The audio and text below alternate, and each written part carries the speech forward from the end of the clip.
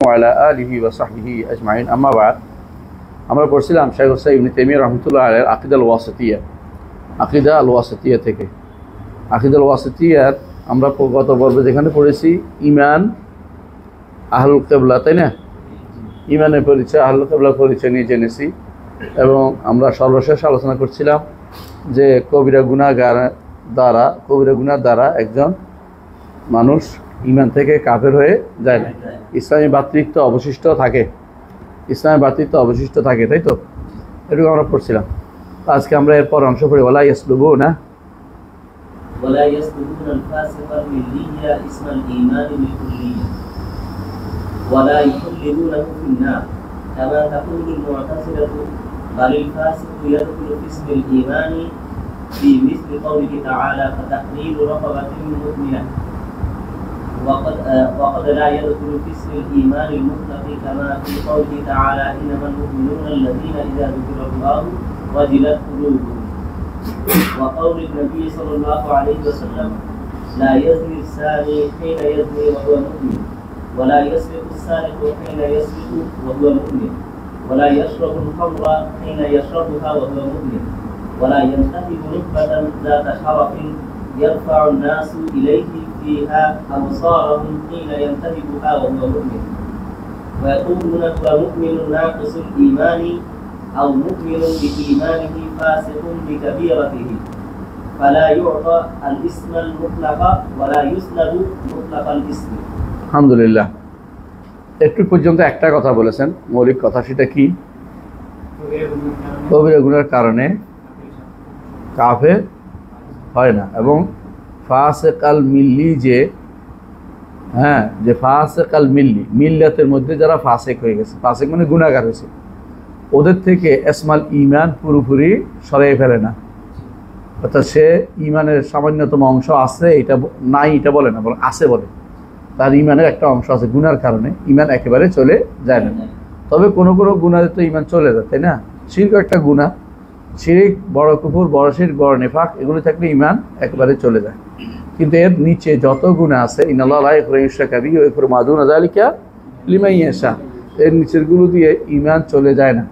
এই জন্য আহলুস সুন্নাত ওয়াল জামাত ইয়াসলুবুনা বহু বচন কাকে বলছে? আহলুস সুন্নাত ওয়াল জামাত। সলব করে না, দূর করে না ফাসিক আল মিল্লি থেকে, মিল্লাতের মধ্যে যারা ফাসিক তাদের থেকে দূর করে না ইসমাল ঈমানের নামটি বিলকুল্লি একেবারে সরিয়ে দেয় না। অর্থাৎ তাকে মুমিন বলে না, তার বলে মুমিনুন নাকিসুল ঈমান বলে, মানে সব মুমিন বলবে না, তবে সে একেবারে তারে ঈমান নাই বলে না। আচ্ছা, আমরা গতকাল বলছিলাম এটা কি বলে, এটা এখানেও আছে, ওয়ালা ইউখাল্লিদুনা ফিন্নার, তাকে জাহান্নামেও স্থায়ী বলে না। কামা তাকুল মুতাজিলা, যেমনটি মুতাজিলা বলে, মুতাজিলা জাহান্নামে চিরস্থায়ী বলে। দুনিয়াতে কি বলে?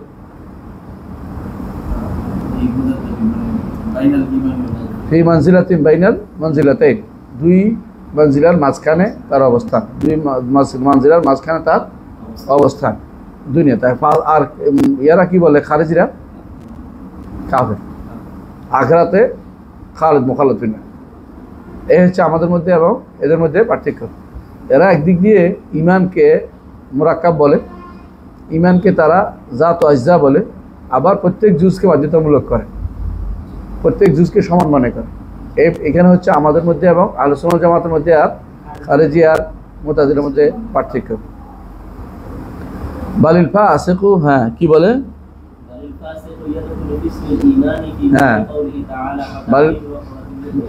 এখন একজন মানুষ যদি কোনো, ধরো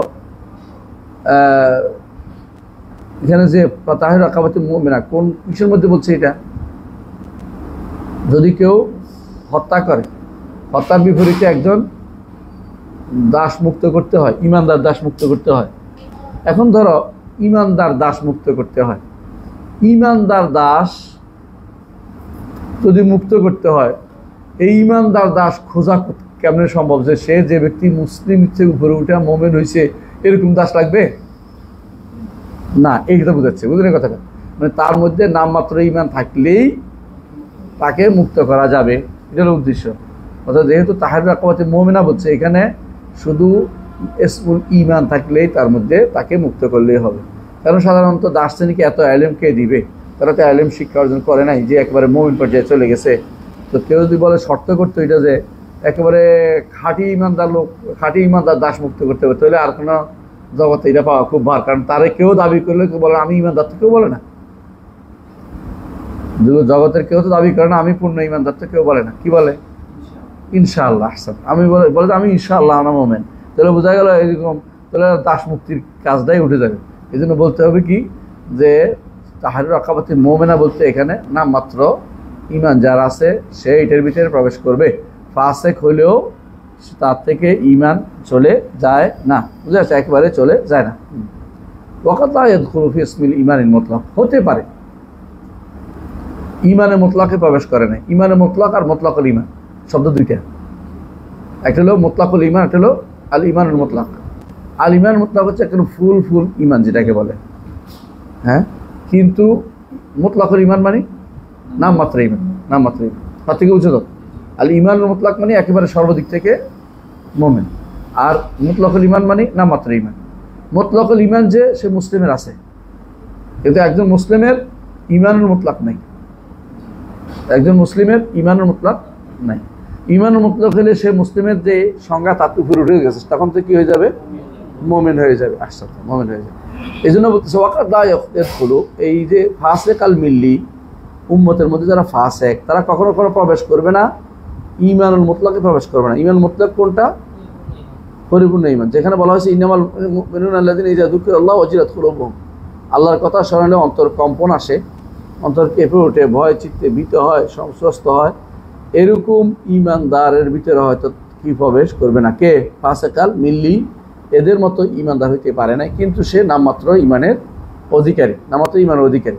অনুরূপ আরেকটা রাসূলুল্লাহ সাল্লাল্লাহু আলাইহি ওয়াসাল্লাম যেটা বলেছেন যে ওয়াকাউলুন নবী সাল্লাল্লাহু আলাইহি ওয়াসাল্লাম লা ইয়াজনি যানি হিনা ইয়াজনি ওয়া মুমিন ওয়া লা ইয়াসরিকু সারিক হিনা ইয়াসরিকু ওয়া মুমিন ওয়া লা ইয়াশরাবু খামরু হিনা ইয়াশরাবু ওয়া মুমিন ওয়া লা ইয়ানতাবিউ নুহবাতান যাতা শারাবিন ইয়ানফাউ নাস ইলাইহি ইয়ারফাউ নাস ইলা আবসারহিম হিনা ইয়ানতাবিউ ওয়া মুমিন।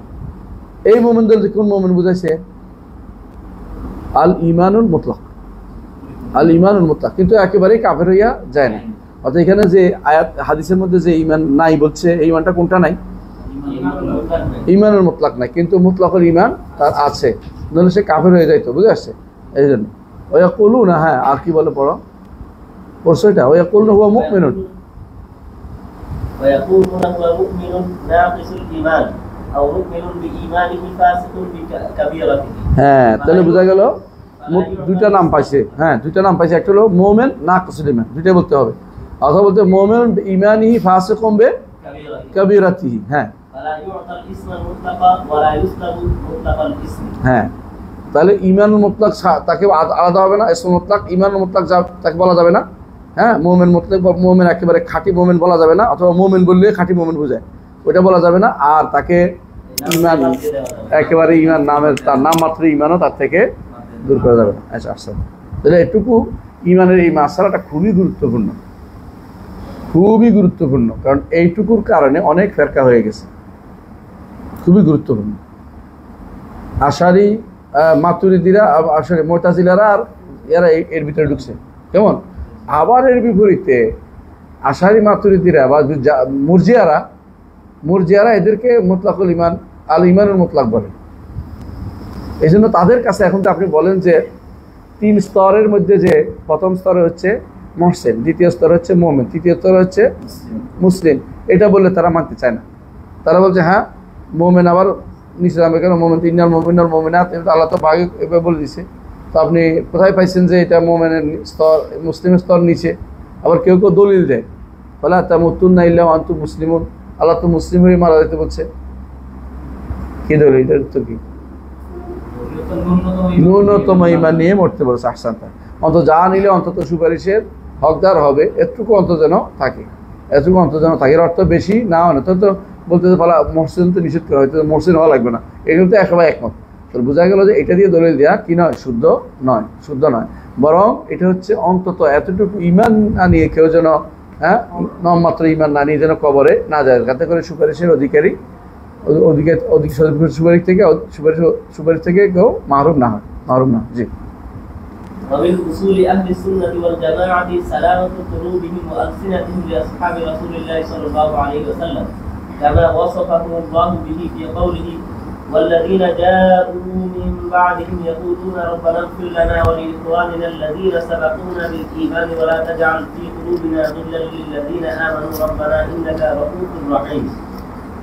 আচ্ছা, এটুকু পর্যন্ত থাকি শুনি। আহলে সুন্নাত ওয়াল জামাতের উসুল বর্ণনা করা হচ্ছে, এতক্ষণ বর্ণনা করছে একটা, তাই না? আমরা এর আগের বর্ণনাটা আসছে কি মনে আছে? উসুল ফিরকাতিন নাজিয়া আন্না দীনা ওয়াল ঈমানা কাউলুন ওয়া আমাল। এখন ওইটার পরে আমাদের এখানে উনি আর শাইখুল ইসলাম আর ওগুলো নিয়ে আসে নাই। উসুল ঈমানের তো আরও আছে না? কি আছে? ঈমান বিল মালাইকা, ঈমান বিল কুতুব, ঈমান বিল রাসূল, ঈমান বিল আখিরা, ঈমান বিল, হ্যাঁ, ওগুলিতে বিস্তারিত আলোচনা হয়তো পরে সামান্য আসবে, কিন্তু এখানে সাথে নিয়ে আসছে কেন? এমন কিছু জিনিস যেগুলো ঈমানকে রক্ষার জন্য, ঈমানের জন্য কি বলে এটাকে, মানদণ্ড। ঈমানের মানদণ্ড হচ্ছে সাহাবায়ে কেরাম, মানে যে ঈমানটা আপনার থাকতে হবে এটা হচ্ছে সাহাবায়ে কেরামের ঈমান। কারণ আল্লাহ তাআলা কোরআন কারীম বলেছেন, আহসানতা বারাকাল্লাহু ফিক, আল্লাহ তাআলা বলছেন ফাইন আমানু বিমিসলি মা আমানতুম বিহি, তো বিমিসলি মানে ওদের মতো ঈমান। তাহলে আমাদেরকে ওদের ঈমান আনতে আল্লাহ বলছে এরকম ঈমান আনলে ফাকাদিহ তাদের হেদায়েত প্রাপ্ত হবে। তাহলে বোঝা গেল ওরকম মানদণ্ডের ঈমানদার আমাদের হতে হবে। এই জন্য এই ঈমান যদি টিকিয়ে রাখতে হয় তো সাহাবায়ে কেরামের জন্য অন্তরটাকে পরিচ্ছন্ন রাখতে হবে। ওই জন্য ইবনে তাইমিয়া রাহমাতুল্লাহ আলাইহি এখানে উসুল আহলে সুন্নাত ওয়াল জামাত উল্লেখ করেছেন, সালামাতু কুলুবি ওয়া আলসিনাতি লিআসহাবি রাসূলিল্লাহ সাল্লাল্লাহু আলাইহি ওয়াসাল্লাম, অন্তরসমূহ নিরাপদ মুক্ত থাকতে হবে, আর জিহ্বাগুলো কি থাকতে হবে? নিরাপদ থাকতে হবে রাসূলুল্লাহ সাল্লাল্লাহু আলাইহি ওয়াসাল্লামের সাহাবীদের ব্যাপারে। কামা ওয়াসাফাহুম বিহি, হ্যাঁ, আল্লাহ বলছে ওয়াল্লাযীনা জাউ মিন বাদিহিম, অর্থাৎ কারা? আমরা যারা পরে আসছি, আমরা কি বলবো? ইয়াকুল, তারা বলবে রব্বানা ইগফির লানা ওয়া লিইখওয়ানিনা আল্লাযীনা সাবাকুনা বিল ঈমান।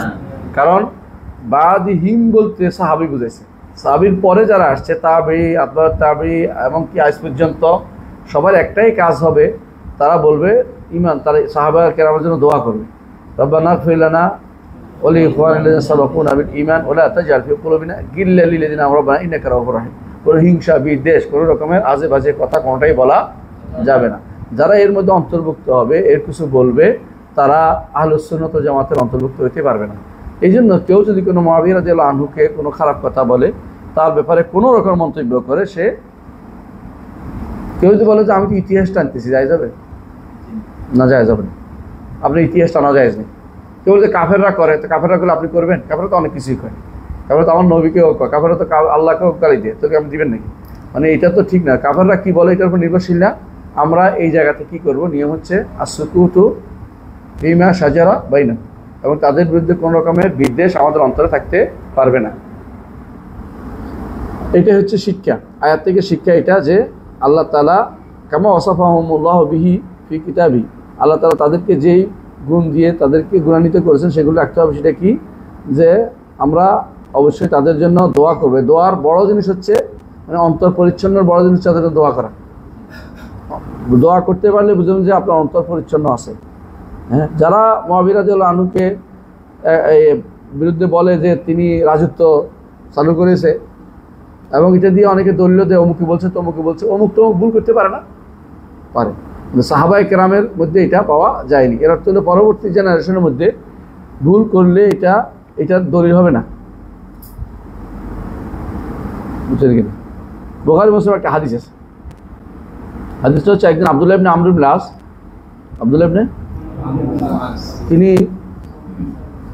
তিনি একদিন, হ্যাঁ বলো না, এটা না, তিনি একদিন আসছেন, তার সাথীদের সাথে কথা বলছেন। তখন সময়টা ছিল মুআবিয়া রাদিয়াল্লাহু আনহু তখন মুসলিম বিশ্বের খলিফা, মুআবিয়া রাদিয়াল্লাহু মুসলিম বিশ্বের খলিফা। তো এটা রিওয়ায়াতটা সহিহ মুসলিমে আসছে, মুসলিম বিশ্বের খলিফা। এখন তিনি যখন আলোচনা করতেছেন, মুআবিয়া রাদিয়াল্লাহু আনহু কি বলছে, একজন দাব দিয়ে বলে আপনার চাচতো ভাই তিনি তো আমাদেরকে হারাম খাইতে বলেন, তিনি তো আমাদের মানুষের রক্ত প্রবাহিত করতে বলেন। এটা তিনি জবাব দেন নাই। এটা থেকে দেখলাম আপনাদের বক্তা আছে একজন, আবুল কালাম বসার, নাম ধরে বললাম বোঝার জন্য, কারণ ভুল বুঝবে, যে এই তো সমালোচনা করা যায়, এতে সমালোচনা করছে, সমালোচনা কি ভালো কাজ হয়েছে, গ্রহণযোগ্য হয়েছে? উনি চুপ কেন ছিলেন? সাহাবী কেন চুপ ছিলেন? সমালোচনা বৈধ না এই জন্য উনি এটা ঢুকেন না এটার ভিতরে। ও করলে ও মরছে, যে করুক সে বিপদগ্রস্ত হবে। উনি আলোচনা করবেন কেন এটা? আসছেন উনি আলোচনা করতে চান না এটা, এই জন্য। তারপরে ইতিহাস দেখা যায়, এই ঘটনার ইয়া দেখতে হবে আপনাদেরকে, ব্যাখ্যা দেখতে হবে হাদিসের কিতাবে। এটা হচ্ছে এই জন্য যে উনি সেনাবাহিনীতে লোক নিয়োগ দিত, লোক নিয়োগ দিলে কোথাও বিদ্রোহ দমন হলে, বিদ্রোহ দমন করতে হলে সেখানে দমন করতে এদের দিয়া, তো বলে যে আমাদেরকে হত্যা করতে বলছে, লোক হত্যা করতে বলছে। আর বেতন দিতেও আমাদেরকে তিনি কি দিচ্ছেন? মানুষের টাকা নিছেন, এগুলো ধারণা করে কথা বলা। এইগুলি বর্তমানে চলে খুব ভালো, বুঝছেন কিনা? এগুলো দিয়ে দলিল দিচ্ছে যে এই আয় দিয়ে এই তো উনি তো করছে, উনি করলে কিন্তু আপনার জন্য আলো হবে। সাহাবী তো করে নাই, সাহাবীর এটা করে কারণ উনি জানতেন যে এটা সত্য নয়, এই জন্য তিনি চুপ করে গেছেন। তিনি বলেন নাই যে এটা, তা বরং তো এটা বলেছেন তিনি ভালো কি করেন সমর্থন করবা, হ্যাঁ ভালোটা সমর্থন করো, সোজা বলে দিয়েছেন যে তুমি ভালো কি করছেন দেখো, ওখানে তুমি যদি কোনো ভুল করে করিও না, ভালো করলে এটা অনুসরণ অনুগত্য করো। লা তাআতা মাসিয়াতিল্লাহ, আল্লাহর অবাধ্য সৃষ্টি অবাধ্য না, তুমি তো মাস তাআত করবা, তার মাস এর মধ্যে তাআতের মধ্যে তার আনুগত্য করবা। এখন যদি কোনো কেউ এরকম দলিল দিতে যায় তাহলে বোঝা গেল তার অন্তরের মধ্যে ফিতনা আছে, কি আছে? তার অন্তরের ভিতরে দোষ আছে, এই জন্য সে এগুলি খুঁজে বেড়াচ্ছে, এগুলি খুঁজে বেড়াচ্ছে যে কোথায় কোন শব্দ পাইছে এটার জন্য। এই জন্য ইতিহাসে অনেক কিছুই থাকবে, তাবারিতে থাকবে, অথবা ইবনে কাসিরও যদি আনে ইতিহাসের উপযোগ্য হিসেবে, অথবা কেউ আনছে বর্ণনা হিসেবে, সেটাকে আপনি বলা আর ইতিহাস বলা এক কথা নয়। ইতিহাসে কেউ বর্ণনা আসছে, বর্ণনা উল্লেখ করছে, কিন্তু আপনি এটা রসাইয়ে রসাইয়ে বলা এক কথা নয়। পত্রিকায় একটা খবর আসছে, আপনি পত্রিকার খবরটা সত্য মিথ্যা যাচাই না করে আপনি বললেন, আপনি গুনাহগার হবেন। পত্রিকা যে দিচ্ছে সেও গুনাহগার হবে। কিন্তু আপনি যদি কোনো বলেন যে পত্রিকায় আসছে সুতরাং আমার জন্য জায়েজ হয়ে গেছে, এটা ঠিক না। কিন্তু কাফা বিল মার একাদিবান আন ইউহাদ্দিসা বিকুল্লি মা সামিআ, সুতরাং এটা অবশ্যই গুনার কাজ। সুতরাং এদের যে সমস্ত দলিল দিচ্ছে এগুলি ভুয়া দলিল দিচ্ছে, বুঝলেন না কথাটা? মনে রাখতে হবে আপনাদেরকে, সাহাবায়ে কেরামের কোনো সমালোচনা করা যাবে না। আমার মনে আছে আপনাদের বলছিলাম শেখ সফিউর রহমান বারকপুরি মদিনার টিচার ছিলেন, তার কাছে আমি বললাম যে ওস্তাদ এই ব্যাপারে একটু কিছু বলেন, মুআবিয়া রাদিয়াল্লাহু আনহু আলিয়াদের মধ্যে কে শুদ্ধ ছিলেন? আমি কিচ্ছু বলবো না। তার মধ্যে আপনি বলেন যে কোনটা, একটু বলেন যে কোনটা শুদ্ধ, কারণ আমি কিছু বলবো না। মানে উনি এতটুকু সচেতন ছিলেন, এই জায়গায় কথা বলাকে তারা কি করতেন না, কখনো বৈধ মনে করতেন না। আর আমরা এই জায়গায় সমালোচনাও নয়, শুধু কেমনে উনি কেন রাজত্ব কায়েম করছে এটা বলি। অনেকে তার বিরুদ্ধে ফাইলে তো এমনকি দুর্ভাগ্যবশত কেউ কেউ বলে যে তিনি তো জোরে ইসলাম গ্রহণ করে ইসলাম গ্রহণ করে সার না, ইচ্ছা করে অনিচ্ছাকৃত ইসলাম গ্রহণ, এই জাতীয় কথাবার্তা, আজে বাজে কথাবার্তাও বলে আমি দেখছি। হ্যাঁ, এবং মাসলামাতুল ফাতহা বলে, এই জাতীয় কথাবার্তা বলা অর্থ কি জানেন? হ্যাঁ, নিজেকে ক্ষতি করা, নিজের ক্ষতি বলা। এদের মুআবিয়া শাইয়ান, মুআবিয়াদের কোনো ক্ষতি করবে পারবে না তারা। মুআবিয়া যেন কাতিব ওহী ছিলেন, ওহীর লেখক ছিলেন, এবং তিনি মক্কা বিজয়ের পর থেকে রাসূলুল্লাহ সাল্লাল্লাহু আলাইহি ওয়াসাল্লামের সাথেই ছিলেন। এখন ইসলাম গ্রহণ কে কেমনে করে এটা দিয়ে কাউকে খোঁচা দেয়া, এটা ইসলাম বলে না। ইসলাম গ্রহণের আগে কে ছিল এটা দিয়ে খোঁচা দিলে ইসলাম এটাকে অনুমোদন করে না। সুতরাং ইসলাম গ্রহণের আগের বিষয় দিয়ে কেউ কথা বলা, জাহিলিয়ত নিয়ে কথা বলা, ইসলাম গ্রহণ করার পরে সাহাবায়ে কেরাম রাদিয়াল্লাহু আলাইহিম আজমাইন আগের কোনো বিষয়কে কেউ উল্লেখ করতেন না। কারণ ইন্নাল ইসলামে ইয়াজুবু মা কানা ক্বাবলা, ইসলাম গ্রহণ করার আগে সব কিছু কি করে করে দেয়, ধ্বংস করে দেয় বা মিটিয়ে দেয়। তাহলে এখন যদি কেউ ইসলাম গ্রহণের আগে কি করছিল এটা নিয়ে কথা বলে, জাহিলিয়ত। এই কথাগুলি যখন বলে আপনারা দেখবেন পেপারে লেখে, পত্রিকায় লেখে, ওরা আলোচনাও করে। একটা গোষ্ঠী আছে, এটা কিন্তু সম্পূর্ণরূপে ইসলামের আকীদা বিরোধী, আহলুস সুন্নাহ ওয়াল জামাতের আকীদা বিরোধী। এরকম কেউ ঢুকলে সে ব্যক্তি বলবেন যে আহলুস সুন্নাহ ওয়াল জামাতের আকীদার বাইরে চলে গেছে। এই জন্য অনেকেই আকীদা শব্দ শুনতে চায় না, কারণ এটার কারণে তারা অনেকেই আকীদার ভিতরে থাকতে পারে না। এই জন্য তাহলে বোঝা গেল যে আহলুস সুন্নাহ ওয়াল জামাতের অন্তর কি হবে, সাহাবায়ে কেরামের জন্য পরিচ্ছন্ন থাকবে, এবং তারা কি করবে, আল্লাহ যেরকম বলছে এরকম থাকে। আল্লাহ তাআলা কি বলছে, তারা দোয়া করে সাহাবায়ে কেরামের জন্য, এবং একে অপরের বিরুদ্ধে কোনো কথা বলে না। সিপ্পিনের যুদ্ধে যা হয়েছে এবং জামালের যুদ্ধে যা হয়েছে এবারে একে অপরের বিরুদ্ধে কথা বলা যাবে না, সাধারণ নীতি এটা। বরং ইমাম আজুরি রহমতুল্লাহ আলাইহি একটা বর্ণনা আনছেন, আমার খুব ভালো লাগছে এটা। আজুরি রহমতুল্লাহ একটা বর্ণনা আনছেন, আপনারা দেখবেন আজুরি আশারি আল আজুরি এখানে পাবেন, যে একজন বলতেছে আমরা ইতিহাস হিসাবে বলি, ইতিহাস হিসাবে বলা যাবে না, স্পষ্ট বলে দিচ্ছেন। এটা আহলে সুন্নাত জামাতের আকীদা হচ্ছে এরকম জিনিস ইতিহাস হিসাবে বলা যাবে না। যদি কেউ বলে থাকে তার দায়িত্ব সে নিবে, আপনি বলেন না, আপনি বলেন যে এই বিষয়ে আমরা কথা বলবো না। ইবনে তাইমিয়া এরপরে বলবেন কেন বলবেন না, এটা তিনি উদাহরণ দিবেন কেন বলা যাবে না ইনশাআল্লাহ। আচ্ছা, আরেকটা দলিল দিচ্ছে যে কোরআনে আয়াত দলিল দিচ্ছে যে ওদের বিরুদ্ধে কিছু বলা যাবে না, আবার হাদিস দিয়ে দিচ্ছে। হ্যাঁ, ওয়াতাআতুন নবী সাল্লাল্লাহু আলাইহি ওয়াসাল্লাম ফি কওলিহি লা তাসুব্বু আসহাবি فوالذي نفسي بيده لو أن أحدكم أنفق مثل أحد ذهبا ما بلغ مد أحدهم ولا نصيبه। বলছে যে যার হাতে আমার প্রাণ, হাত কার? আল্লাহ। সেবা সাব্যস্ত হইল তো? জি। যার হাতে আমার প্রাণ, লাউ আন্না আহাদাকুম আনফাকা মিসলা উহুদিন যাহাবান, কেউ যদি কোনো উহুদ পরিমাণ স্বর্ণ খরচ করে, মা বালাগা মুদ্দা আহাদিহিম, হিম বা কারা সাহাবায়ে কেরামের এক মুদ অথবা তার অর্ধেকও খরচ করার মতো সওয়াব তারা পাবে না। মুদ বুঝছেন তো? 4.5 ভাগের একবার, 4.5 ভাগের একবার, এটাই ভালো। হ্যাঁ, পড়েন এরপরে। ويقبلون ما جاء به الكتاب والسنة والإجماع من فضائلهم ومراتبهم। কিতাব সুন্নাহ কোরআন সুন্নাহ ইজমাতে যা আসছে, সাহাবায়ে কেরামের ফজিলত আসছে এবং তাদের যে স্তর আসছে এটাকে তারা গ্রহণ করে নেয়। স্তরটা তো বুঝেন, এটা বলবে একটু পরে দেখবেন। হ্যাঁ, ফাইফাদলুনা মান আনফাকা মিন ক্বাবল আল-ফাতহ ওয়া হুয়া সুলহুল হুদাইবিয়াহ ওয়া ক্বাতালা আলা মান আনফাকা মিন বা'দিহি ওয়া ক্বাতালা ওয়া ইফাদদিলুনা আল-মুহাজিরিন আলা আল-আনসার। যারা সুলহ হুদাইবিয়ার আগে খরচ করছে, ঈমান আনছে, তারা পরে যারা ঈমান তাদের থেকে উপরে মর্যাদা দেয়। আর মুহাজিরদেরকে আনসারের উপরে কি করে মর্যাদা দেয়? কেন বলেন তো? ছেড়ে আসছে, দিনের জন্য সব ছেড়ে আসছে, এই জন্য আসছে। হ্যাঁ, ওই মেনুনা ويؤمنون بأن الله قال لأهل بدر وكانوا 300 وبضعة عشر اعملوا ما شئتم فقد غفرت لكم। فقد غفرت لكم। বদর যুদ্ধের যারা অংশগ্রহণ করে তাদের 313 জন বিদআত আসে, তাই না? 313 জন নবীদের সংখ্যায়। ই'মালু মা শি'তুম ফাকাদ গাফারতু লাকুম, যা ইচ্ছা তা করো তোমাদের ক্ষমা করে দিলাম। কারণ আল্লাহ তাআলা তাদের অন্তরসমূহ আল্লাহ এইভাবে নির্ধারণ করেছেন তারা আর এই গুনাহ করবে না। এই জন্য আল্লাহ তাআলা তাদেরকে এই শব্দ জানিয়ে দিয়েছেন, তারা যে গুনাহ করবে না। আল্লাহ তাআলা জানেন, এটাই তো নির্ধারণ করেছেন, তিনি নির্ধারণ করেছেন, জানেন, লিখে রেখেছেন, এই জন্য তাদেরকে এই ছাড় দিয়েছেন। যতটুক আকীদা যদি কারো পরিশুদ্ধ হয়, কথার কথা আমরা বলি যে আবার যেখানে যাও কাজ করে খাও, আমরা বুঝি দিয়ে আবার আর সন্দেহ আমার আর বিরোধ করার দরকার নেই, কারণ সে আকীদায় তারা সোজা করে ফেলবে। এই জন্য আল্লাহ তাআলা বদরের যুদ্ধে লোকদের সাহাবীদেরকে এটা বলেছেন, মালুম আছে। এই বদরের যুদ্ধে সাহাবীদের মধ্যে অনেকেই আছে পরবর্তী যুদ্ধে জড়াইছে, কি করবেন? তাহলে কোনো কথা বলার সুযোগ নাই। জি।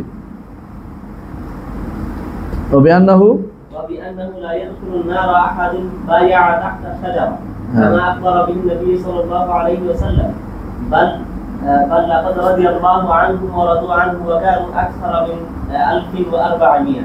হ্যাঁ, বায়আ তাহতা শাজারা, কোন শাজারা? হুদাইবিয়ার গাছের নিচে যারা রাসূলুল্লাহ সাল্লাল্লাহু আলাইহি ওয়াসাল্লাম হাতে বায়াত করেছেন, এদের কি বায়াত জায়েজ হয়ে যায়? সবার বায়াত না, কার বায়াত এটা?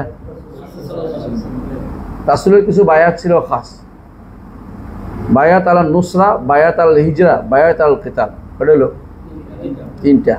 এর বিশুদ্ধ মত হলো এই 3টাই রাসূলুল্লাহ সাল্লাল্লাহু আলাইহি ওয়াসাল্লামের খাস।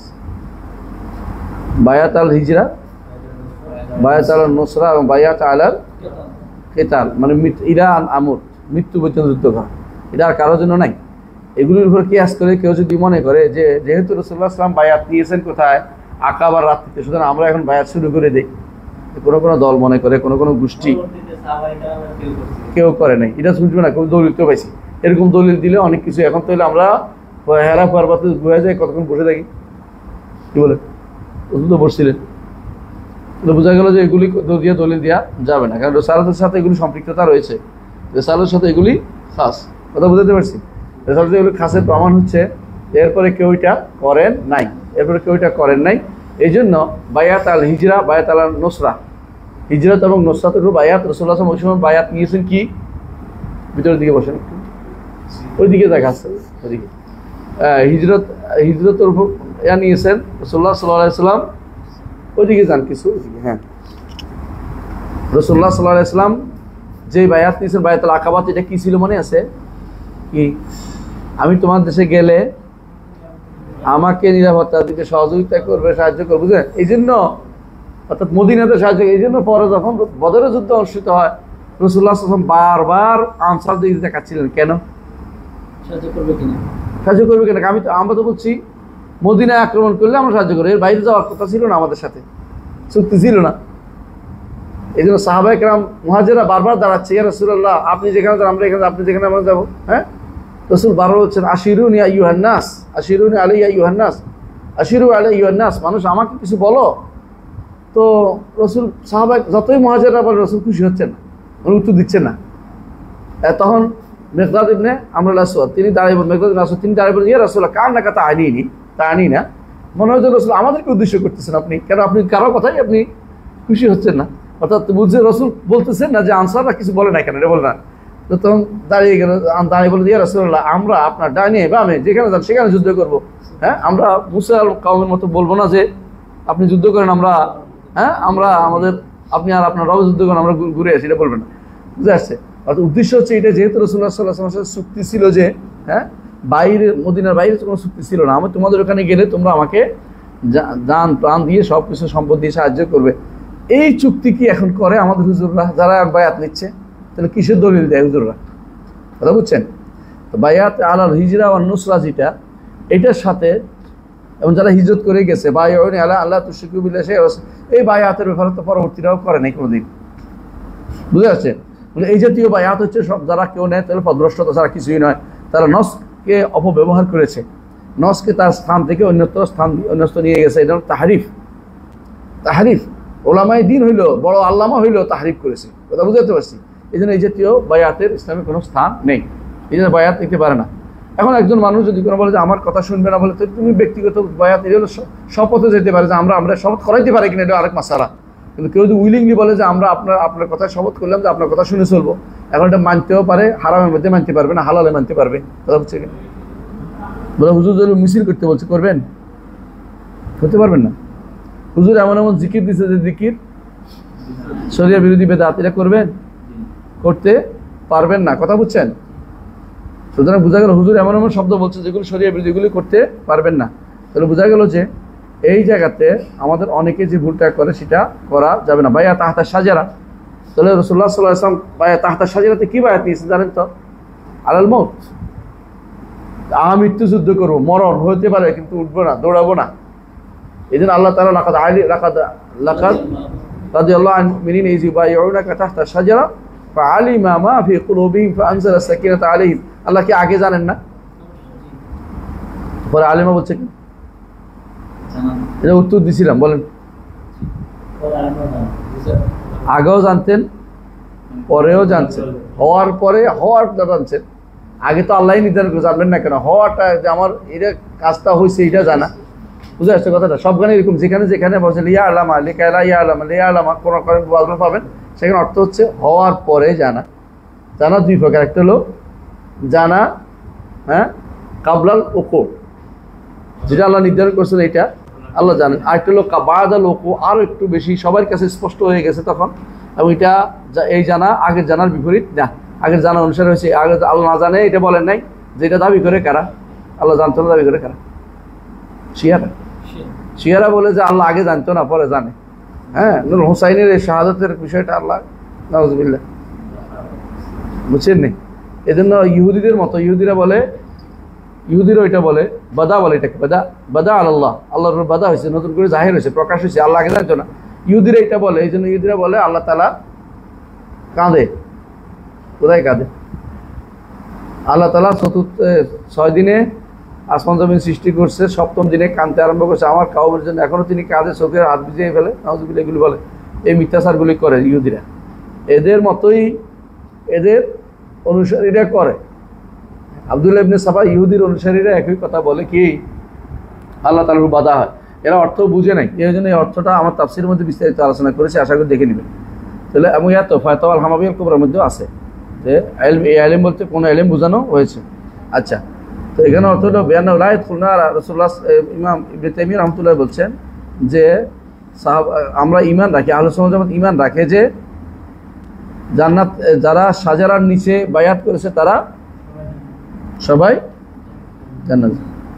বাদারি শাজার নিচে বায়াত করেছে এমন একজন সাহাবী যার ব্যাপারে রাসূলুল্লাহ সাল্লাল্লাহু আলাইহি ওয়াসাল্লাম বলেছেন আমালু, এই হাদিস উল্লেখ করেছেন আমালু মা শি'তুম ফাকাদ গাফারতু লাকুম। এটা কি হাদিসে কুদসি?